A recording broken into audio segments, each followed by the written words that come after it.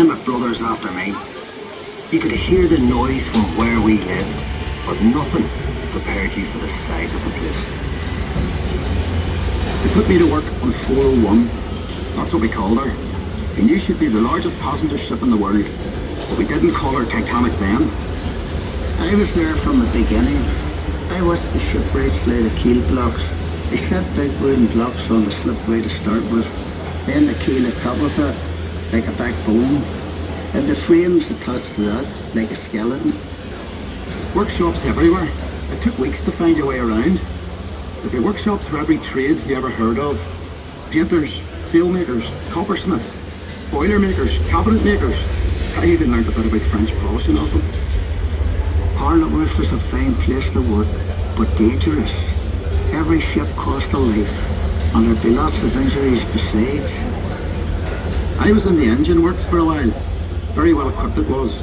That's where we built the triple expansion engines. 2 of them, each as high as a 3-story house. I worked in the frame bending shop.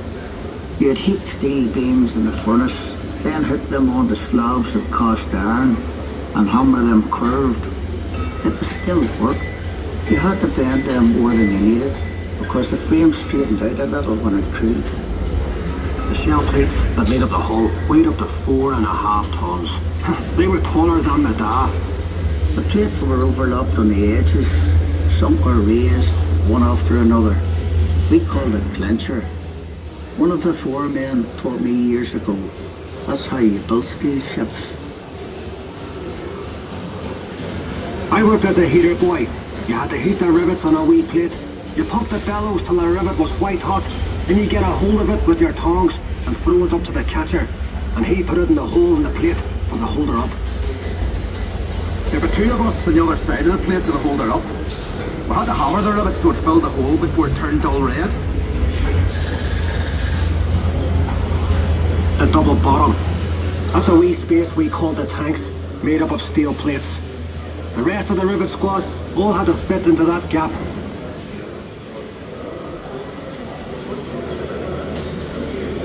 One of the 4 men would check each rivet with a special hammer.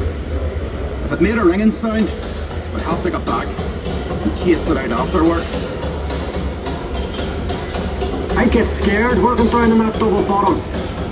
You only had candles for light. And the constant hammering against the shell plates. You could hear it all over Belfast. Some of those boys ended up stone deaf, so they did. We were paid 31 bob a week. The heater boy in Catchwork got 16 bob. But we all worked the same 54 hours. The upper deck was steel too, and part of the strength of the ship. There's no straight lines in a ship, and when you look down the weather deck, you can see the shear of the hull, but stop her flexing at sea. The stern frame had to be strong enough to take the rudder turning in heavy seas. You'd have all these timbers and guy wires to steady the frame, and men scurrying around like ants underneath. When we came to launch day, I was torn between pride and fear. The standing wings were coated in tallow, train oil and soft soap. So the ship would slide when the ship had her weight off the blocks. That was the most dangerous part.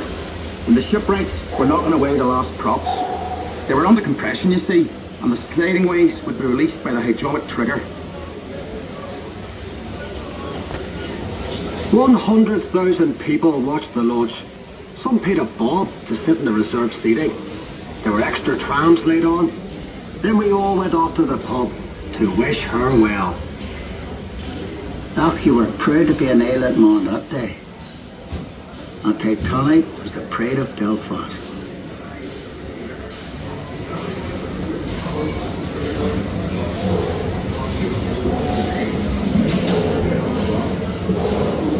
Thank you for joining us. The tour will end in a few seconds.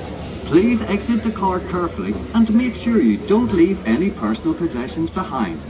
When the car has stopped, push the lap bar down and lift up to exit safely. And mind your step as you leave the car. We look forward to seeing you again.